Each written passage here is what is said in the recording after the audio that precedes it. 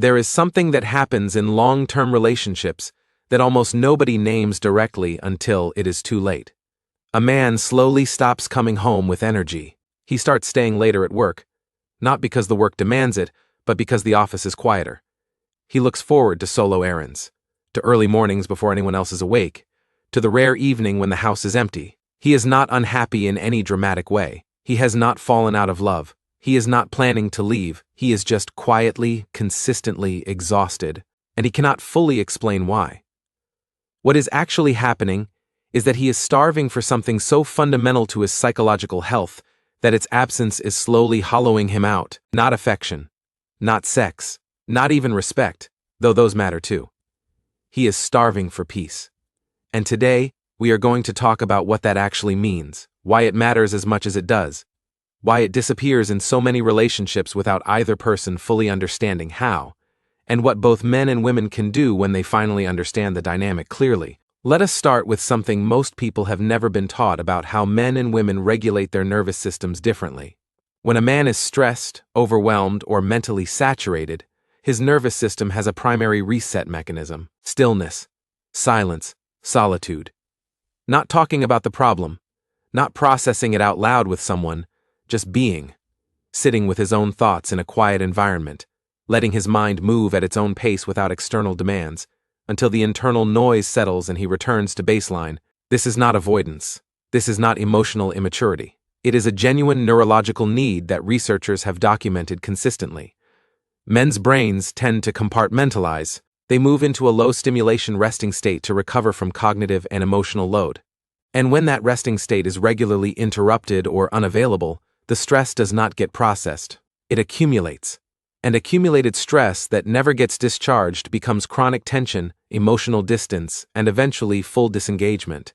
For many women, the reset mechanism works differently. Processing out loud, talking through emotions, staying connected to others during difficult moments, these are often what bring a woman back to regulation. Silence and solitude, rather than feeling restorative, can feel activating. The internal monologue gets louder without external input to ground it. The mind moves toward rumination rather than resolution. And the instinct is to reach outward, toward conversation, activity, connection, anything that breaks the internal noise. Neither of these patterns is wrong. Both are deeply human. Both are valid.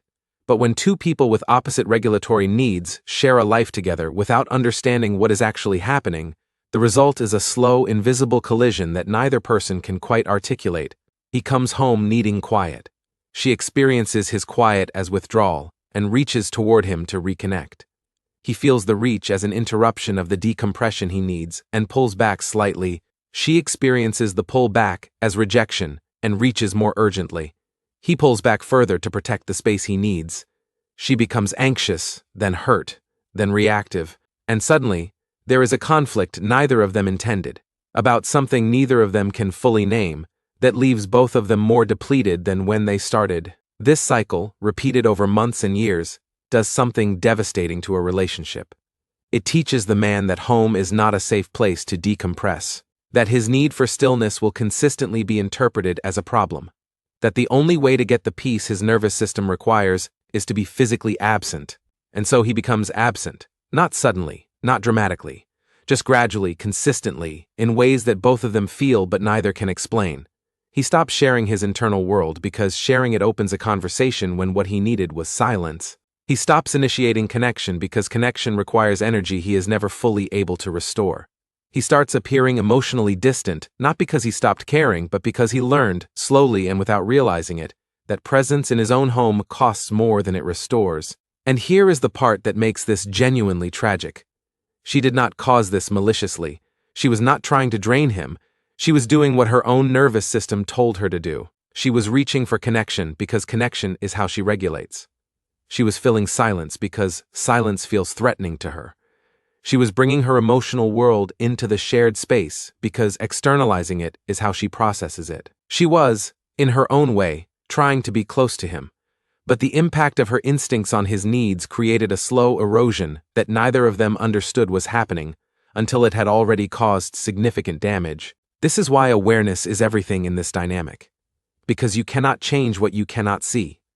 And most couples never see this clearly enough to do anything about it. So, what does seeing it clearly actually look like? For the man, it means being able to name what he needs directly and without apology, not disappearing into silence and expecting her to understand instinctively, not becoming resentful when she reaches for connection at the wrong moment, but being able to say clearly, I need about 30 minutes when I get home to decompress before I am ready to be fully present with you, not because I do not want to connect with you, because I need to get there first.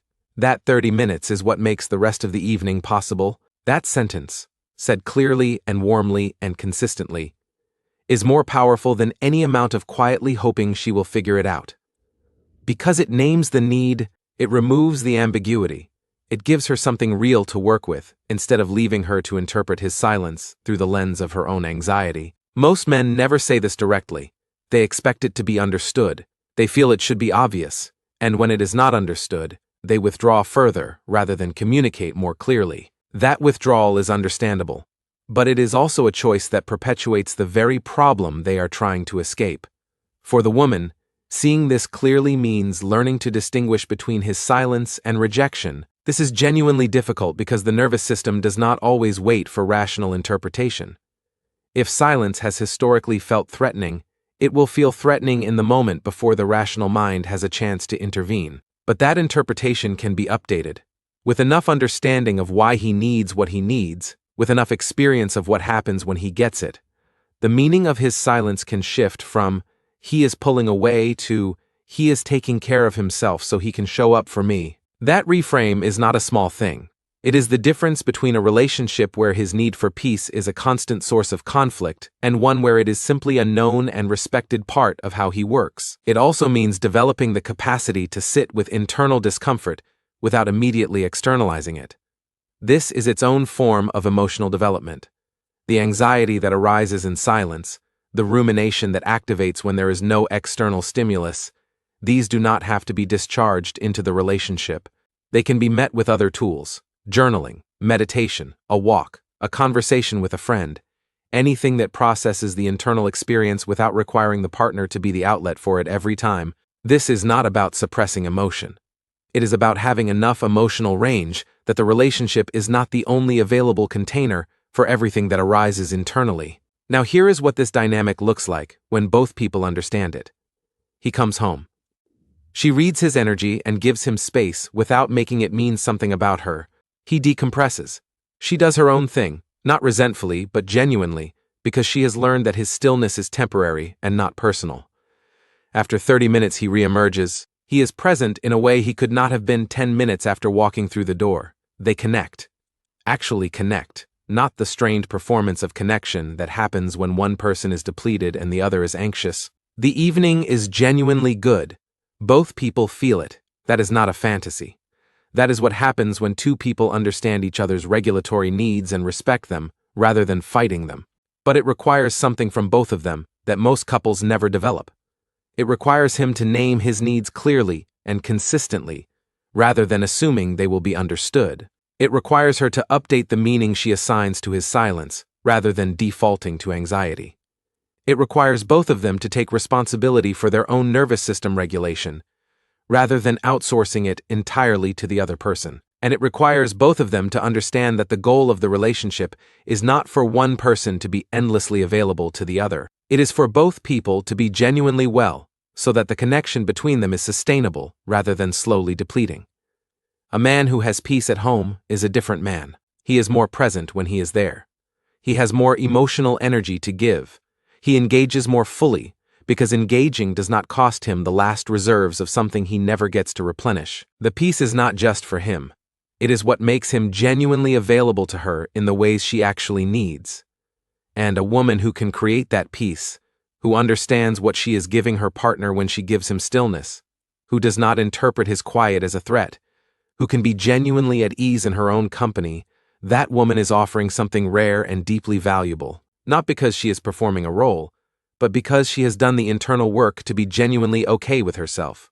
And that groundedness is one of the most attractive and stabilizing qualities a person can bring to a relationship. The couples who figure this out tend not to collapse, not because they never have conflict, but because they understand each other's architecture well enough to navigate it without tearing it down. That understanding is available to anyone willing to develop it, but it starts with seeing the dynamic clearly, and that is exactly what we are here for. At Relation Code, we give you the psychological depth to understand yourself, your needs, and your relationships at a level that actually changes things. Not blame, not bitterness. Just clarity that builds something real.